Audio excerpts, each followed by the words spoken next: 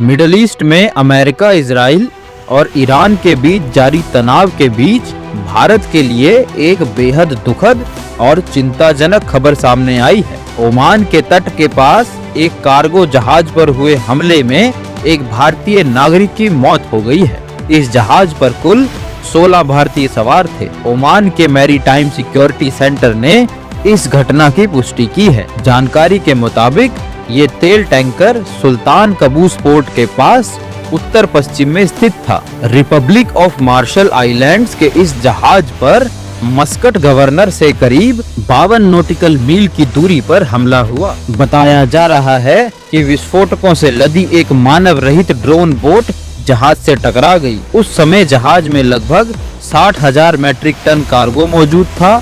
टक्कर के बाद मेन इंजन में जोरदार धमाका हुआ और भीषण आग लग गई। इस हादसे में एक भारतीय नागरिक की जान चली गई, जबकि बाकी क्रू मेंबर्स को सुरक्षित बाहर निकाल लिया गया। जहाज पर 16 भारतीयों के अलावा 4 बांग्लादेशी और एक यूक्रेनियन नागरिक भी मौजूद थे।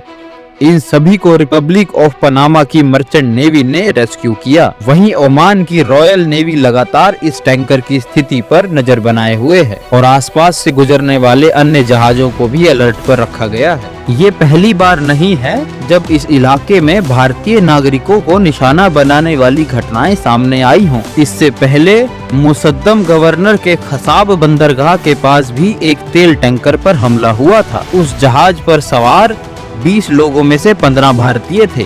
हालांकि उस घटना में सभी को सुरक्षित निकाल लिया गया था। उस समय मस्कट स्थित भारतीय दूतावास ने सोशल मीडिया प्लेटफॉर्म एक्स पर जानकारी दी थी कि वह ओमान प्रशासन के लगातार संपर्क में है और लापता क्रू मेंबर्स की तलाश जारी है। सुरक्षित बचाए गए भारतीयों को स्वदेश लाने की तैयारी की गई थी। इससे पहले संयुक्त अरब अमीरात में हुए हमलों में भी कई भारतीयों के घायल होने की खबर सामने आई थी। वहीं ओमान में हुए हालिया हमले को लेकर ईरान की सरकार ने खुद को इससे अलग बताया है। देश के विदेश मंत्री अब्बास आरक्शी ने कहा है कि ओमान पर हमला उनकी सरकार का निर्णय नहीं है। उनका ये कहना भी है कि सेना को सोच समझकर टारगेट चुनने के निर्देश दिए गए थे, लेकिन अब हालात नियंत्रण से बाहर होते नजर आ रहे हैं। इजराइल और अमेरिका की कार्रवाई के बाद ईरान ने जवाबी हमले तेज कर दिए हैं। संयुक्त अरब अमीरात, सऊदी अरब, बहरीन और साइप्रस के बाद अब ओमान भी इस टकराव की चपेट में आता दिखाई दे रहा है। ऐसे में इन सभी देशों में बसे लाखों भारतीयों की सुरक्षा को लेकर चिंता और गहरी होती जा रही है। फिलहाल सभी की निगाहें इस बात पर टिकी हैं कि क्या ये तनाव और बढ़ेगा या कूटनीतिक स्तर पर कोई समाधान निकलेगा। फिलहाल के लिए इतना ही। आप देखते रहिए सत्य भारत टाइम्स। मैं हूं अमृतपाल सिंह। जय हिंद, जय भारत।